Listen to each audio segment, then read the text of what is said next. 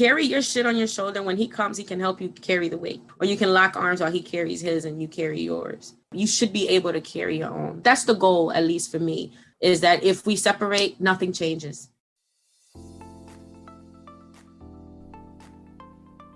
Six years ago, my wife took nothing but an ideal and faith and turned it into a multi-million-dollar business with multiple streams of income. As a woman possessed, she overcame all obstacles and created multiple streams of wealth that has impacted our family for generations to come. From mental health professional to therapist to author to CEO, she is a constant reminder of the grace of God over her life. Get ready to listen to and take notes from Stenell, the money therapist, as she schools you on money, entrepreneurship, and life skills that was not taught. No more excuses. Wake up! Thank you for that great introduction, husband. Welcome back to No More Excuses, Wake Up, where we talk about money, entrepreneurship, and life skills that was not taught. I am your host, Stenell Myers, also known as Stenell, the money therapist. This week, we are discussing life skills with guest Altagracia Felix. Alta Felix is a certified money coach and the owner of R2E, Revitalize, Reinvent, Empower. Her one-on-one and group coaching programs specifically serve the needs of women who have experienced abuse or trauma and are ready to break free from their experience to begin living the life they truly desire. Her mission is to empower her clients to heal their relationships, not only with themselves, but also with others and money. Altagracia is very passionate about empowering women to take control of their lives and understand their true potential to thrive. I am really excited to bring in Altagracia, also known as Alta, because she has truly, and she does not know this, but she has truly blessed my life from our interview. Alta is about to drop some knowledge. Her past troubled relationships is now a blessing to other women that she serves. You are about to feel revitalized and empowered. Hi, Altagracia. How are you? I am doing so good. Happy to be here. It's good to see you. And the reason why I said it's good to see you, because I can actually see you, but people cannot see you. It is good to see you, and it's also good to talk to you as well. Absolutely. The reason why I reached out to you is because you are a certified money coach, but you talk about money and you talk about abuse. To put that together is so interesting. You don't hear about that or too often the importance of it. So I really want to dive into that because I noticed that you are a 3-time survivor of abuse, a mother of 3, and you are a lover of life. Yes. The last part is the best part. I think it's the most important ingredient in all of this, right? The reason I have decided to kind of blend the two sides of the coin is because you really can't have abuse without financial abuse in some way, shape, or form. And so not addressing it, I think, is part of the problem and why people end up in abusive relationships like me consecutively, right? Like over and over and over again. And it's not because we're choosing to be in those situations, find ourselves in those situations. Often money is a barrier or a tactic that the abuser uses to keep us from leaving. And so by having a healthier relationship with money, right? Like a deeper understanding, we are giving ourselves tools that we could use, sort of in essence, like a FU fund, an FU. Yes, girl. Yes. You're the owner of R2E, which is Revitalize, Reinvent, and Empower. How did you start this? How did this all come about? Great question. It all started maybe about 2.5 years ago. Kind of was going through my healing process, had made it to a point happy with the life that I had created for myself and where I was emotionally and financially, and just kind of reflecting on what it took for me to get there. And the fact that I kind of did that pretty quickly. And I decided that, okay, rather than me sitting on my porch being angry about it, what can I do? How can I help women not end up stuck in these situations or live a life of poverty? The average woman who has been in an abusive relationship, it costs her about $103,000 in her lifetime. and it takes them about a decade to recuperate. The odds are really like stacked against us. And I'm fortunate that I kind of had the tools to help me not have that same predicament. I decided to create this program, and I started looking for like, how can I do this? And I found the Money Coaching Institute out of California that approached money from a behavioral and an emotional standpoint. Yes. Like, yes. Yes. Sign me up, because I know the practical stuff. What I've noticed is that there's tons of practical information online. Most people aren't going to follow through because we haven't dealt with the emotional and the behavioral baggage associated with it. So our 2E was born from that, wanting to revitalize, allow women to reinvent themselves and empower them to pursue the lives that they actually want to have. You basically went from a situation that it was a personal situation in your life, and you said, instead of you sitting and complaining about it, you said, I'm going to empower myself, not only myself, but I'm going to help empower others.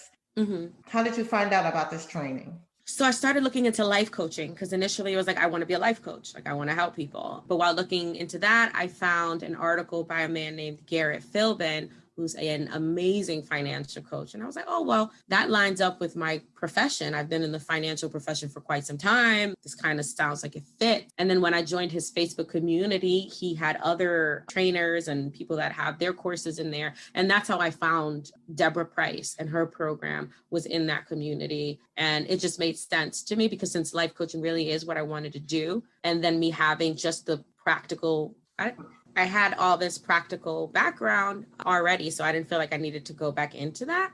So I decided to go with Deborah Price's program, because it was more of what I hadn't done, which is, how do we talk about the emotional side of money and those subconscious drivers that we all have, the upbringing that we had, the exposures that we had with money, because that's a factor too. And that training has literally transformed my personal relationship with money, but has allowed me to create the program that I've created using what I learned there as the foundation. How did Deborah Price program help you transform personally your relationship with money?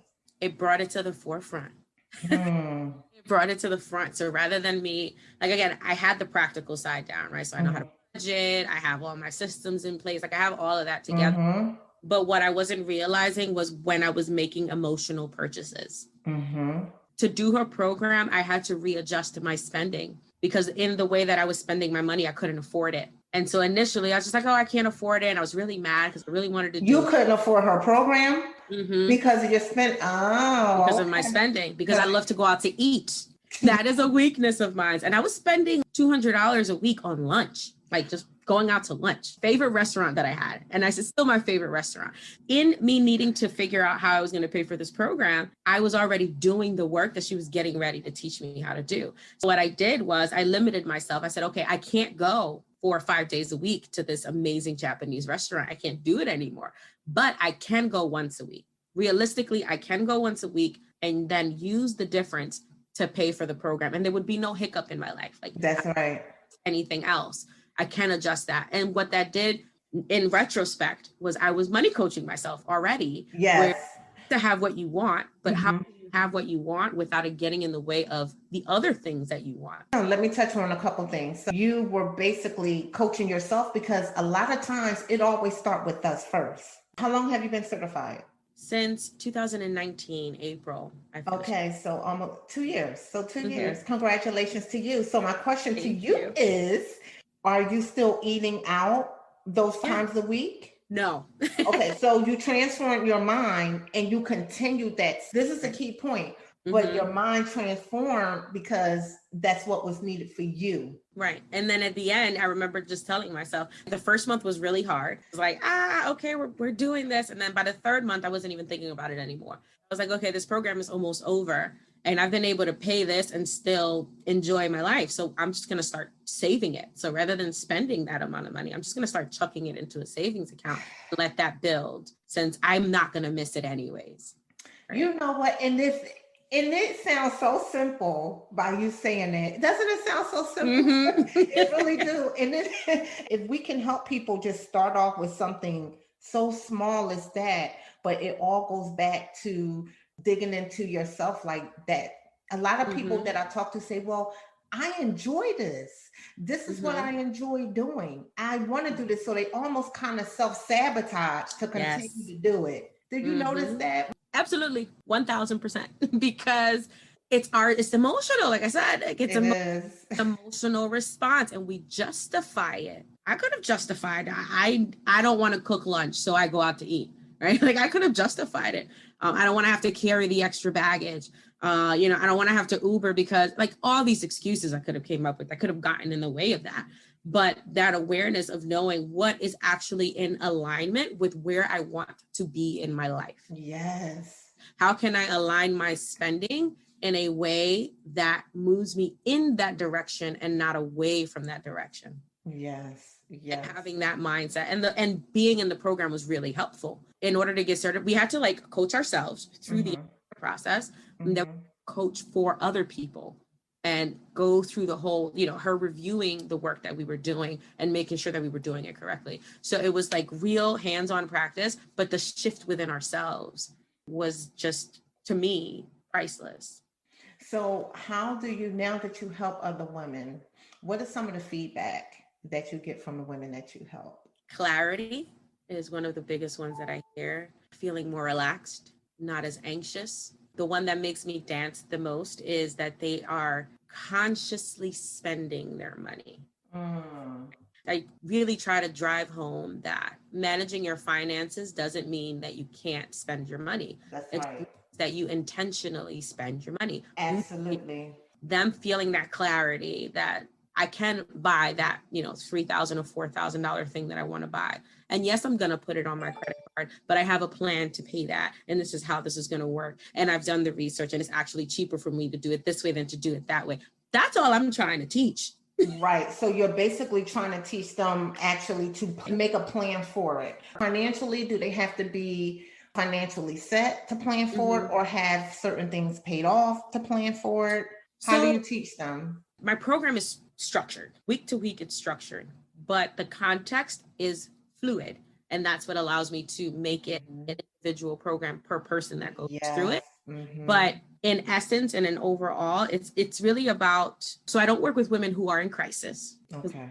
What I do is the last thing you need to be worried about right now. Like, you're in crisis mode. You need to be trying to figure out how to get 2 feet on the ground. That's right. Move. That's right. You've moved, and now you're trying to sit down, and you realize, oh shit, is this it? Excuse me, I don't know if I could curse. I'm sorry, but like, you can do whatever you want to do. Okay. This platform is you tonight. Go ahead. Okay. So there's, the dust is settling, and they're like, do now. Like, I got out, but I'm not happy. This life that I'm living isn't happy. I should be happy because I'm free, but I'm not happy. I'm on this hamster wheel. I'm kind of just living every day just to get through it. Those that I'm ready for, right? They're ready now to like, what's next? And I want to help them start to dream. So the way my program works is, let's go back. Let's understand what has happened. Let's find the underlying story that's running your life. Let's ditch that. Let's replace it with something that actually is in alignment with where you want to go. This new story that actually works for you. And then let's look at your money,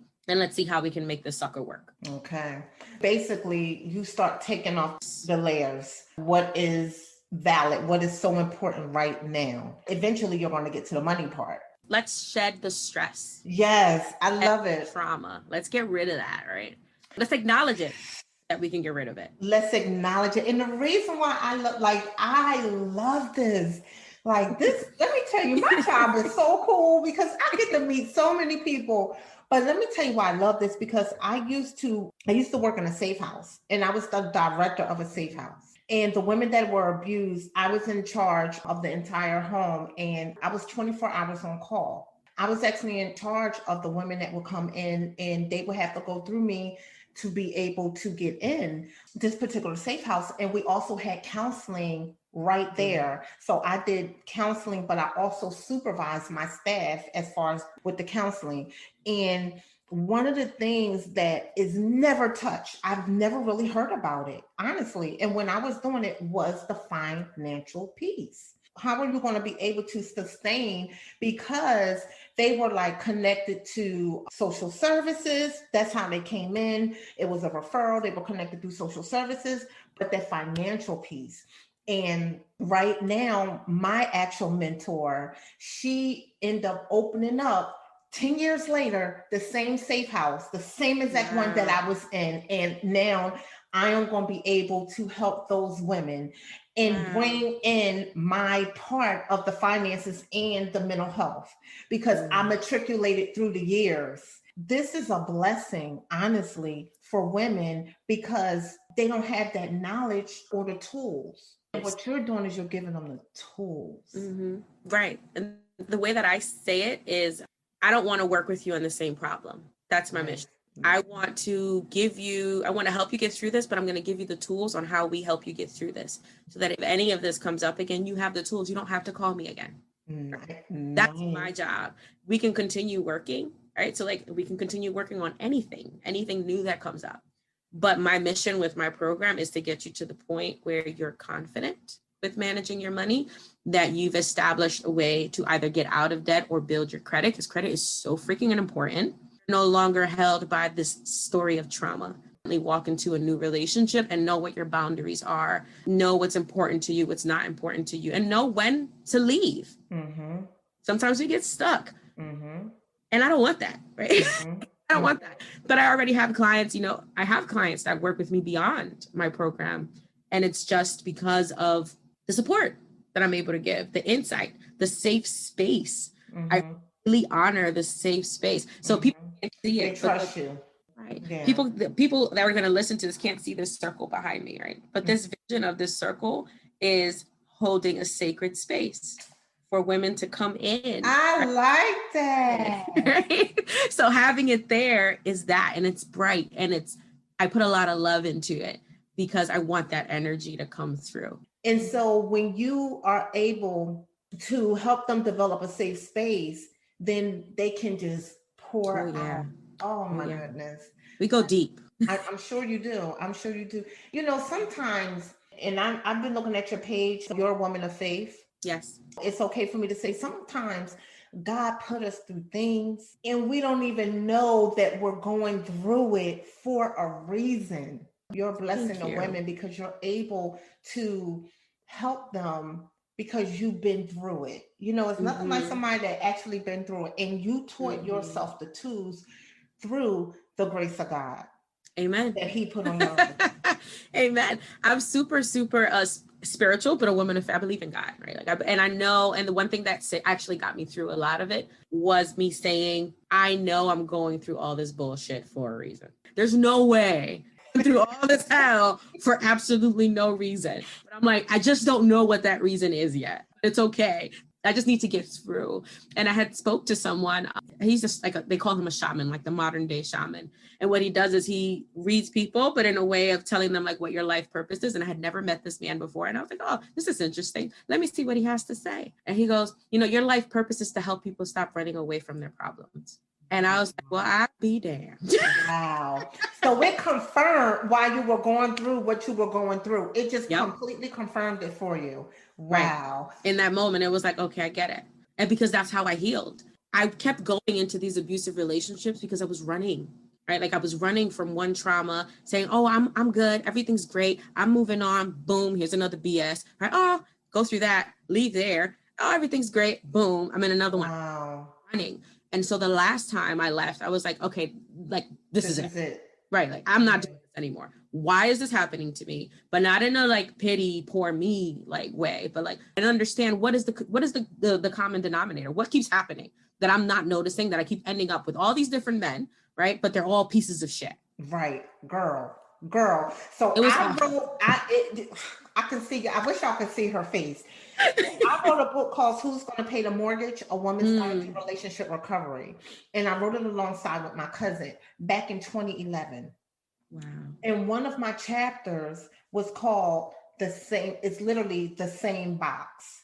Meaning, and we talked about this, my book was really written about my friends. They all know now. I did different characters of Young and the Restless because I love Young and the Restless. So they all I knew it was them. I tried to describe. They're like, you talking about me? I'm like, no, the book. One of them was called The Same Box, and basically You keep going through situations, you get another man, you might even go to another city, but it's still you as the same person moving forward, but you're opening up the same, it's the same. It might be disguised as someone, maybe the person not hitting you, maybe he yelling at you, but it's the same box. It's the same situation. Right. Before I started, I used to say, am I qualified? I've been through 3 abusive relationships. Am I qualified? And I spoke to this woman named Michelle Oxton, and she said, the fact that you've been through 3 makes you even more qualified, right?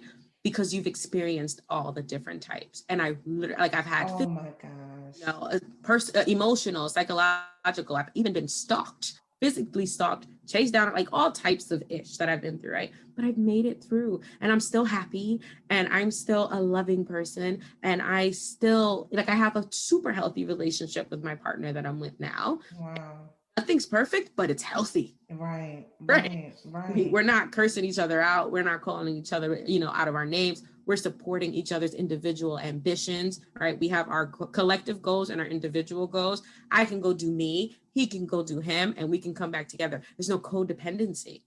Right? Stop it. Right there. Right there. That codependency. Let's tap on that a little bit, because my profession is mental health. When I started off, it was literally, I was working in mental health.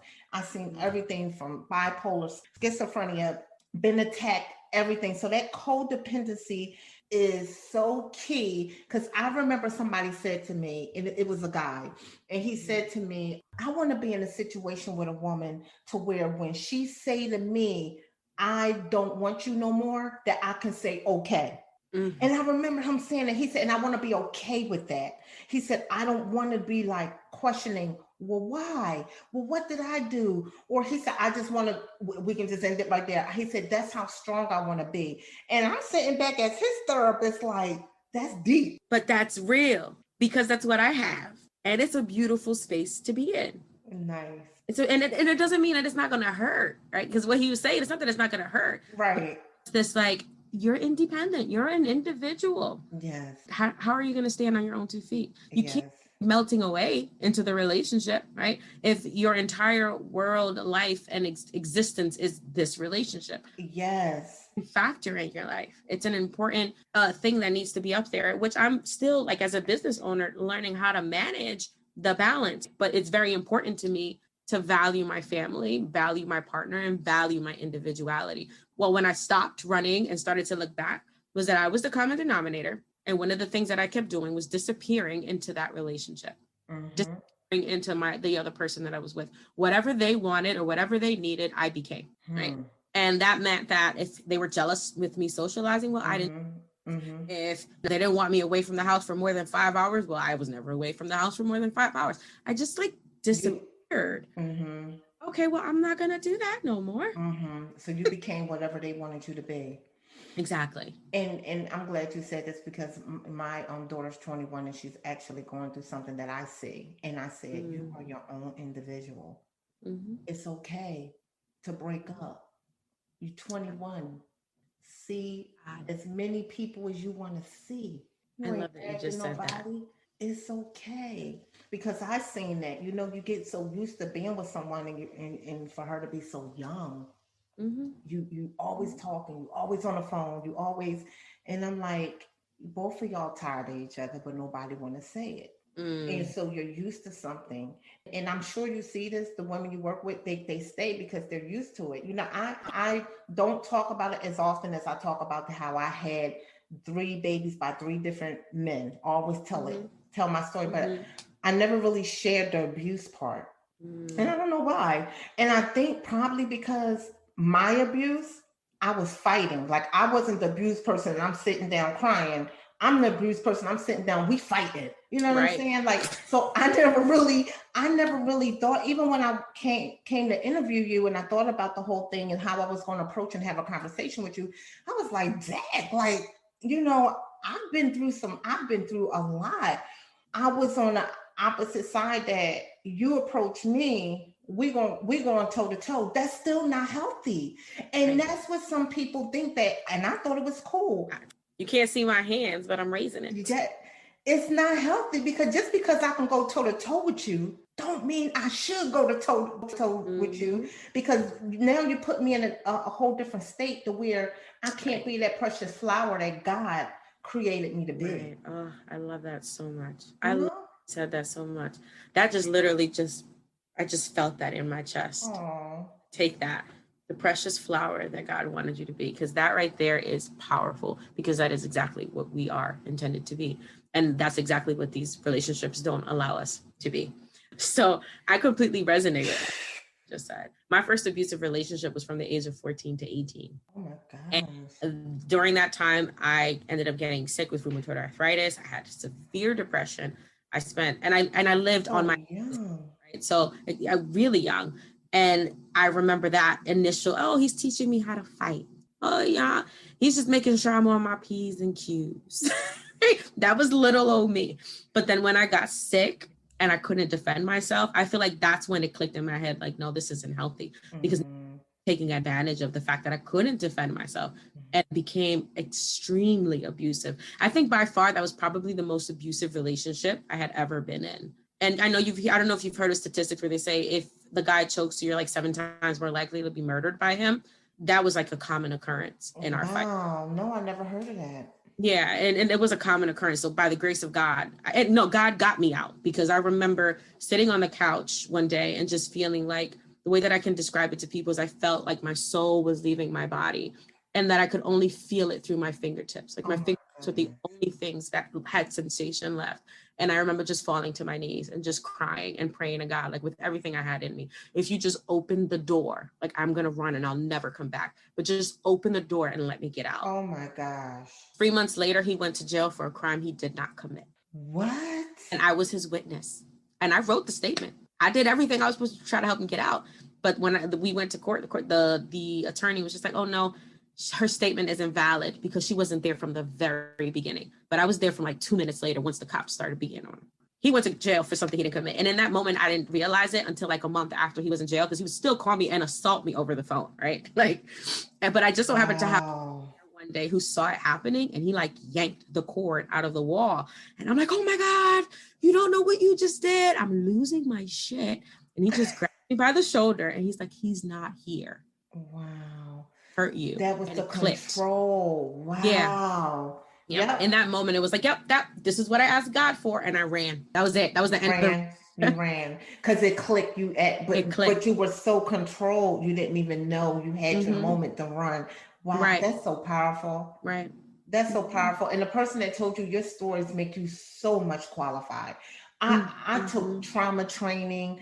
I've been to school. I had my master's. But don't ever let nobody tell you ever that you need a certain type of credential or piece of paper to make you qualify, because you lived that life. Yeah, in it. I mean, literally from the age of 14 to the age of my life, I was in consecutive abusive relationships. After him, 14 to what? To 27. What? Mm-hmm. Consecutively. So that's why I say, like, I've literally experienced like probably every form of abuse. With the first guy, it was teenage abuse, like teenage relationship. Yeah. Second guy, I had 2 kids with him. I spent my 19 to like 24, 25 with him. And then I started dating another guy after I left him. I moved to Pennsylvania with this other guy. He thought he was going to dangle this thing over my head of, you're in a state with no family, except for mine. You have 2 kids and you only have a job that pays you at the time $35,000 a year. I think this is where the juice of my motivation comes from, because in that relationship, I experienced physical, emotional, but financial abuse for the very first time. My money. Like the money you work for? Yeah, my income tax that I would get was in his dresser. I was expected to take it out and give it to him because he wanted to make sure I wasn't spending it. It was extreme. And it didn't even start that way, but it ended up being that. It was like, oh, like, just keep it here. But then I would go grab something. Oh, why'd you touch the money? I see you spent some money. Like, it was crazy. After you cashed it? Yeah. He wasn't using my money. So he never used my money. He was just controlling your money. Controlled my money. He controlled how that is deep, because somebody else might say it's not a form of control because he wasn't spending it. No, he controlled. That is deep. Wow. He controlled it. What saved me in that, having had been through those other 2 abusive relationships, I was very controlling about my own personal expenses. So like initially he wanted me to move here without a job. And I was like, not happening. Like, I am not going to be completely dependent on you. So I thank God that I had the sense to say no, because when I left him, we had only been here for like 8 months before I left. We had to begin together, I think at that point, like about 2 years, I think, going on 3. And I left in December, and all I had in my bank account was the $1,000 that was due for rent for the month of December. But what I also had was pretty damn good credit. Because I had already been through this before. I protected my credit. Like, I had my credit cards. I kept my balances low. I had a pretty good credit score, like no derogatory anything. And so when I left there, I was able to put a hotel on my credit card for a couple of days. I was able to meet my landlord, who I told straight up, like in that moment, I was just like, this is survival. This is like make it or break it. And I didn't want to lose my job. So I remember just saying to the landlord, like, I'm leaving an abusive relationship. I have $1,000 in my bank. If I move in January, I'll have double that to give you. Can I give you the rest of that deposit with my income tax, which I get the following month in February or March? And she said, let me think about it. She ran my credit and she was like, your credit is so good. Just give me 1,000 and move in. Wow. Right. Like, my credit literally saved me. Wow. I think more importantly, you save you from what you've been through in the past. Even though I was still ending up in those situations, I was learning. It was getting brighter because you were getting more knowledge, right? I like that. Yeah.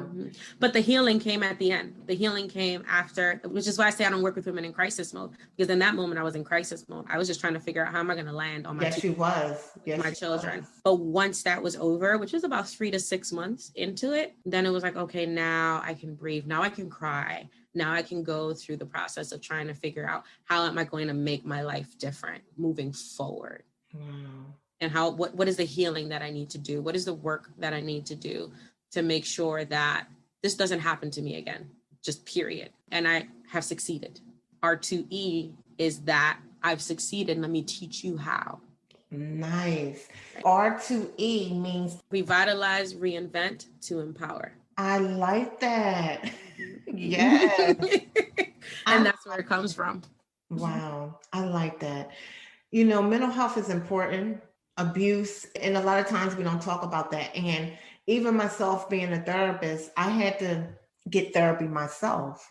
And every therapist should have therapy. I believe it should be in the curriculums. But when I was in school getting my master's degree, it was not in the curriculum. And I remember a therapist saying to me, she was asking me about my siblings.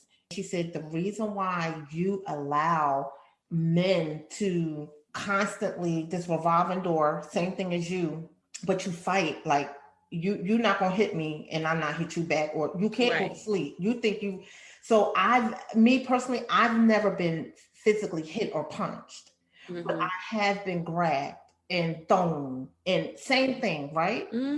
But I get back up, but you better not go to sleep. And she said, the reason why is because my brothers taught me how to do that, because my brothers were abusive to me.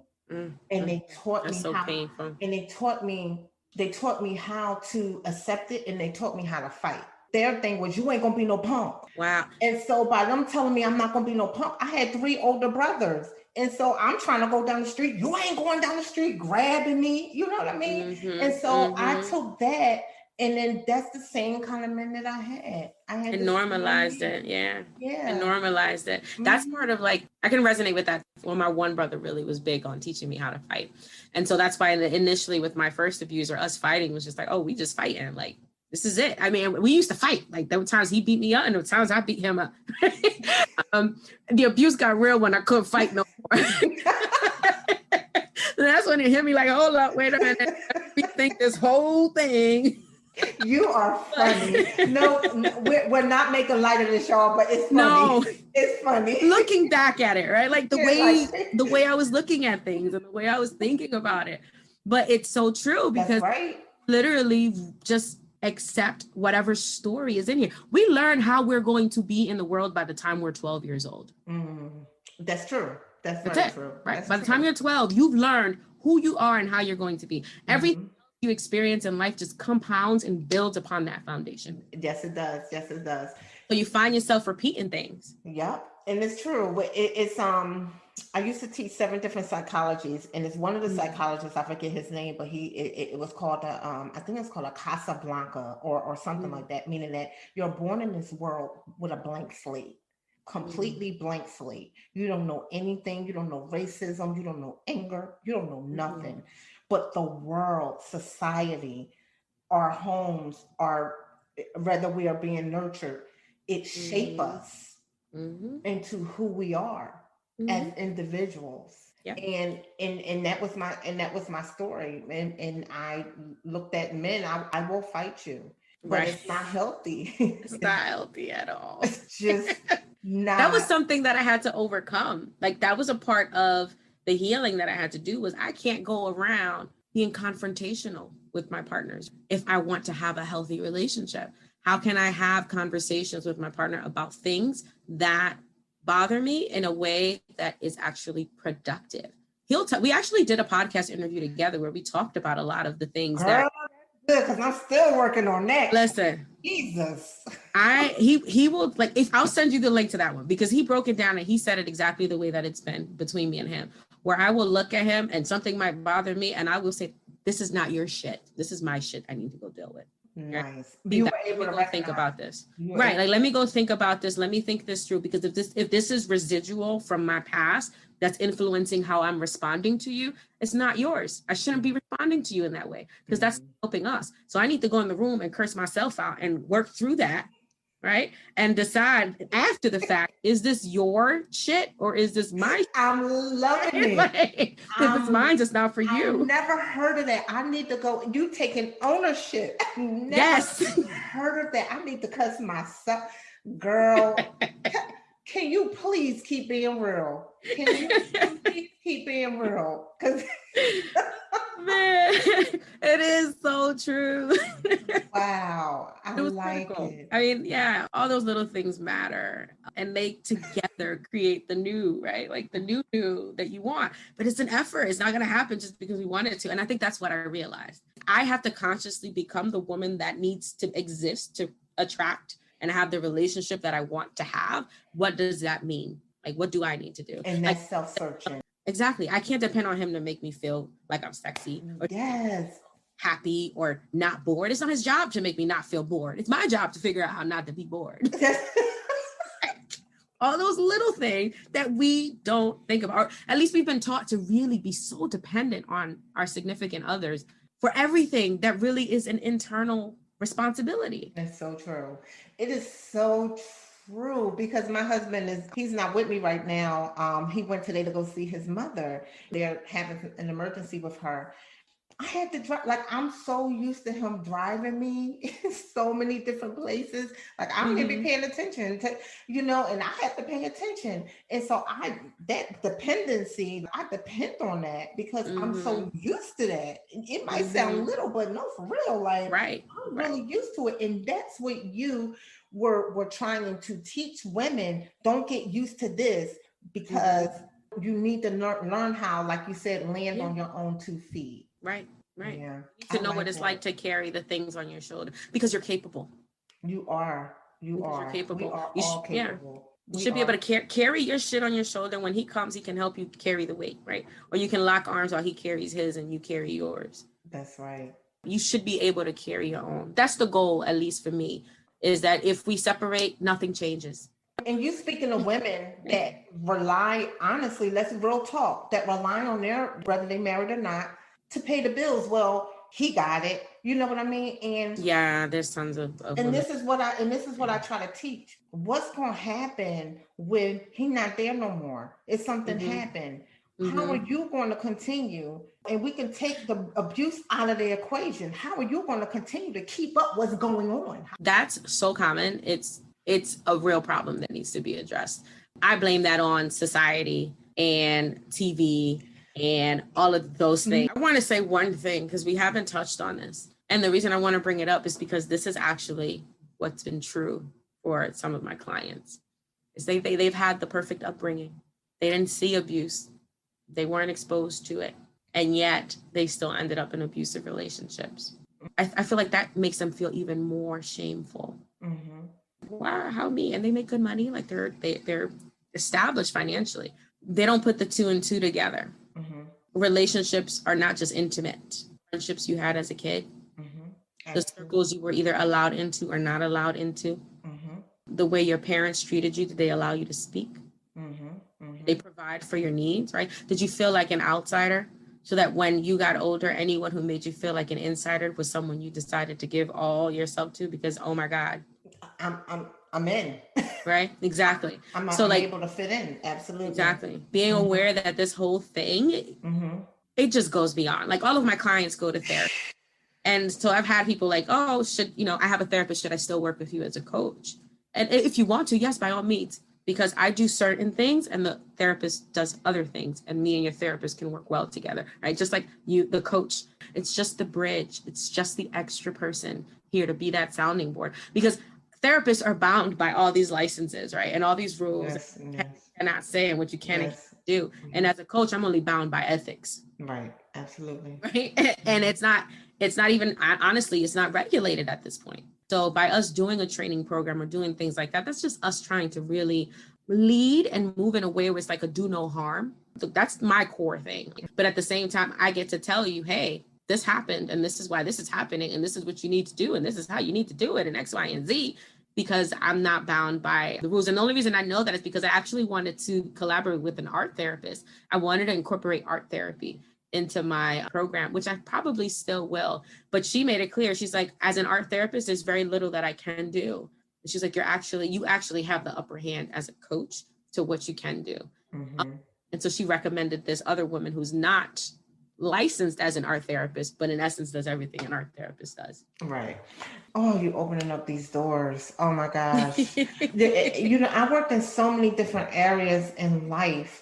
And I think it's probably so I can be here to talk to women and hear other women's story, because even when I was in church, I did a training. It was an 8-hour training, and I taught women to be prepared for a safe house, and a safe house that we were going to start for women of abuse. So giving them the tools that they needed. And one woman reached out to me. And when I tell you, she called me and she said, listen, I need help. She said, my husband, I cannot tell you who he is because he's very powerful in church. And she said, I can't even mention the title because you will figure it out. She said, but I am abused. She said, I have no money. He controls everything me and my kids do. She said, and I'm in church and nobody helps me. She said, and when I went to the upper people, I'm going to say that, nothing. I'm going to be honest with you. I didn't know what to say because I'm a part of the church. Right. Oh, gosh. We're talking about the church. I'm telling you the things that I have seen.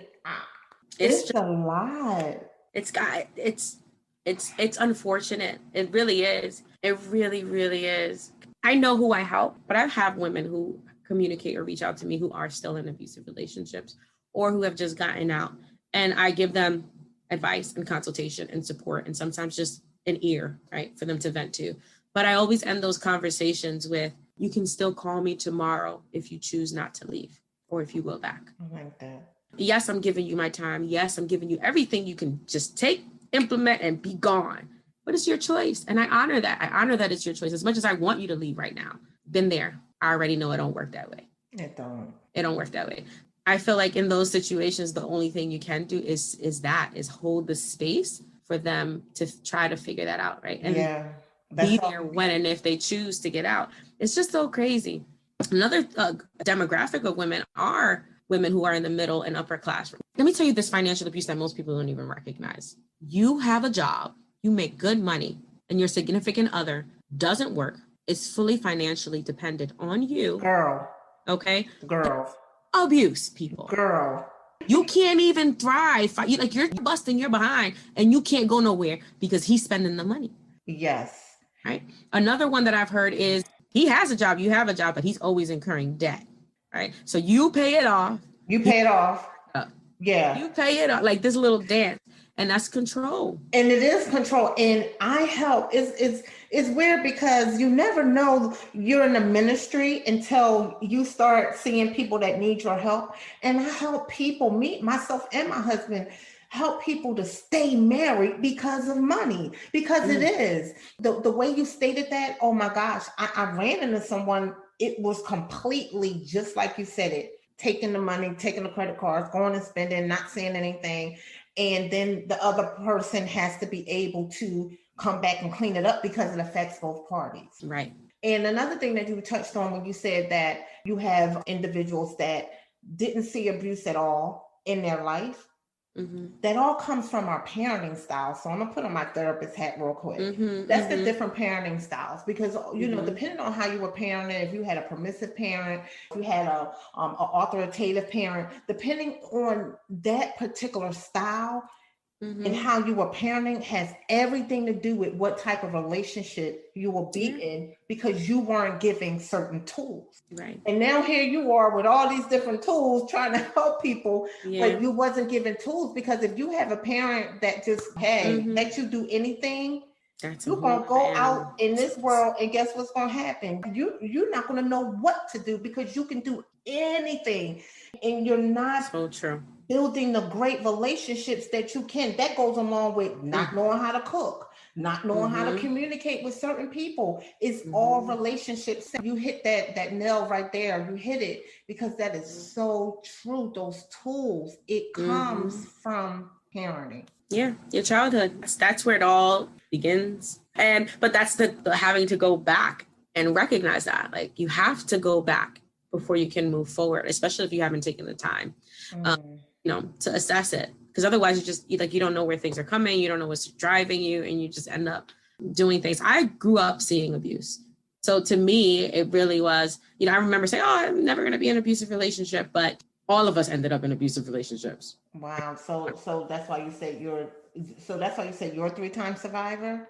I'm personally, no, I actually physically went through it. But I also, if we count that, I'm a 4-time survivor, 5 times, 6, 20 times. Right? Wow, because you've seen it. Because I saw it. I grew up in it. As loving as my parents were, they were very abusive towards each other. And that's because they had their issues and the things that they needed to go through. And in their mind, they needed to stay together for the kids. When I decided to leave my kid's father, I was leaving with the mentality that I'm not going to do what my mom did, because it turned out worse for all of us. Wow. It didn't work in our favor, but yet I still ended up in the other one, because there was more work that needed to be done than just deciding, oh, I'm not going to stay. Right. There's just so many layers. There's so many layers. You was getting out of it, but then you got in it again in a different type of way, though. In a different, each time it was different. It was completely different. Yeah.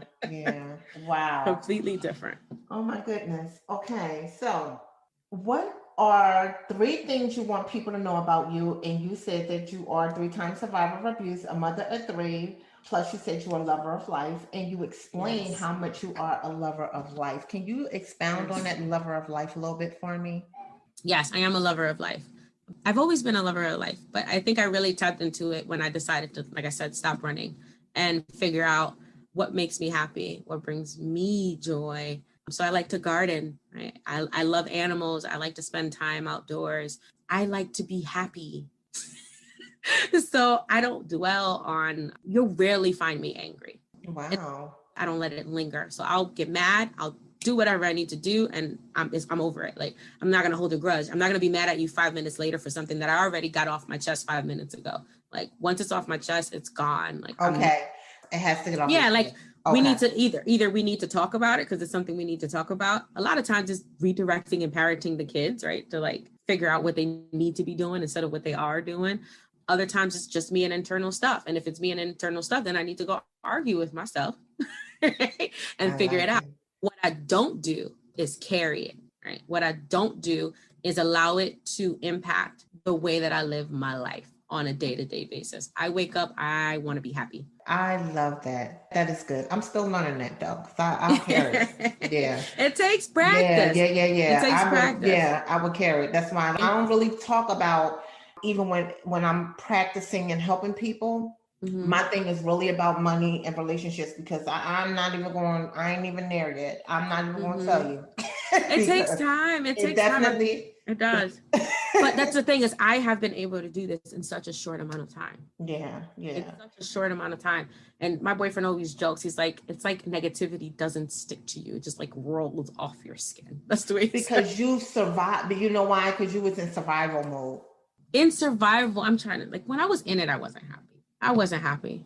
But I think the choice that life is too short for me to be angry, and life for me to be sad. Life is too short for me to be tolerating shit that doesn't add value to my life. Like, I don't want the friends that bring me down. I don't want the family members that bring me down. Like, I don't want none of that. Can't nobody see watching me. TV. Like, you better say it. You better, girl. That's it. Like, life is too short. It's too short to be unhappy. No. You're so cute. It is, girl. You better. You see my eyes. You better say it. It's so true. That's right. Don't bring that up. Don't bring it over here. That's and I'll say it real quick. Because what you're doing is you're teaching a person. That's a teachable moment. You can't bring that to me. You can bring it to me, but not in a drama form. We can have a discussion. Right. Let's talk this through in a way where there's a resolution on the other side, right? Even if that resolution is we agree to disagree. That's right. In that conversation, we didn't disrespect each other. We didn't, hurt one another in any kind of way. We listened and we talked with one another and not at one another, right? Like those little things. Language is so important and tone is so important. And like I feel like my ability to like let negativity stick to me is probably one of the biggest reasons people flock to me. Yeah. Conversations, because they know that I'm going to be objective about it. Whether they listen or they don't listen is on them. That's not me. Right? Okay, so you don't get your emotions in it if they don't take your advice, if they don't listen to you. Okay, definitely taught yourself that. I like it. Like I'm not. Yeah. I'll give it to you. I'll give it to you if you need it. Exactly what you need. But I'm not going to be mad if you don't do it or like, no. We all have words of affirmation that empowers us. What words of affirmation would you like to share with the listeners? And you said, I am worthy simply because I exist. Yes. Please. When I read that, I said, she better have a book of poets or something. Or affirmation, a book of, you better. I honestly do just believe that I am worthy simply because I exist. I was born, and God said you get to be here. And you get to experience life, and you get to live the life the way you want to, period. I don't have to justify shit to nobody. I love it. Continue to be your true, real, authentic self because you don't owe anybody anything. One more thing. I was on your Instagram. I thought this was important. It says paying off debt is not your goal. It's a task. Yeah. Talk to me, girl. Oh, that was so controversial when I said it. Really? People thought it was like, wait a minute. I had a little bit of pushback on it, which is cool because everyone's entitled to their perspective. My perspective is that it is not a goal. It's a task because the goal is where you're trying to go, right? Like you're paying off debt because you want to own a house. Why do you want to own a house? You want to own a house because you want to have a safe space to call your own. Or want that. Why does that matter to you? For me, because I want my children to have it, because I want to see my children running around and decorating and coloring and messing shit up however they see fit, and there's no one for me to answer to. That's the goal.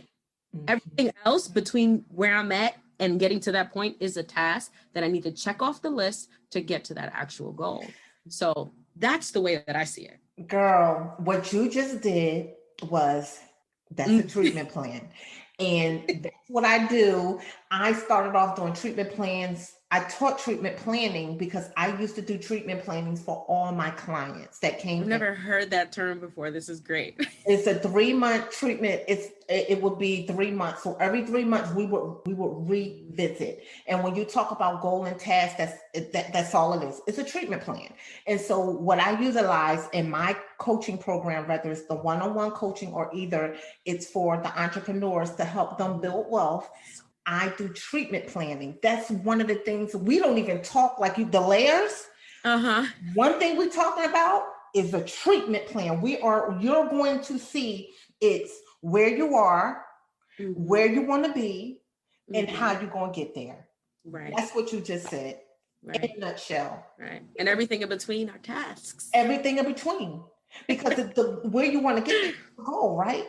So you know where you are, right? So it's where you are, where you want to be. So how do you get there? That is a task. That's a task. If I gotta get up in the morning and take a shower, in order for me to put on my clothes to go to work, that's a task that I just did to get to the goal to go to work. Right. That's what you just said. Yeah. It's that's all you're doing, girl. You're doing too. Now I know. I'm going to use that term. Yes, ma'am. Yes. Great. I am loving it. It is. I am so loving this. It was such a pleasure having you on the show. Thank you, Altagracia, because we hit some serious information that people just don't talk about. And I thank you for your honesty. I thank you for being open. I thank you for sharing your story. That's so important that you just gave me your true, authentic self. So thank you so much. I so appreciate that. Oh, thank you. You are so welcome. No more excuses. I want y'all to go out there and do you and wake up. Yes. No more excuses. Wake up. There you go. You heard it from her. Bye. Hey, smart people. I have a 3-month one-on-one personal or business coaching program. As you all know, I paid off $50,000 in debt in 1 year. I will teach you how I stayed out of debt using my burner method and personalized spreadsheet I created to fit my lifestyle and keep me on track. You will learn how to understand your money communication style using my financial treatment plan. Also, if you own a small business and you feel stuck with cash flow or feel disorganized, I teach business owners and self-employed entrepreneurs such as yourself to financially maximize your money, build wealth using your business income, and retire working on the business while your business continues to run, such as myself. You can book a call with me. The link is in the show notes. Thank you for listening to No More Excuses, Wake Up. If you love the show, please subscribe, rate, and review on iTunes or Spotify. To learn more about me and my different agencies and what I do, go to StenellMyersEnterprises.com. While you're there, check out Money Therapy Institute and watch my video where you will see me doing a little acting, showing you how I fought and kicked down closed doors. You can also click on Stenell the Money Therapist and get my free budget spreadsheet. And of course, you can email me at contact@StenellTheMoneyTherapist.com. I'm also on social media on Facebook at Stenell the Money Therapist and Instagram at Stenell the Money Therapist. No more excuses. Y'all know what y'all need to do. Wake up.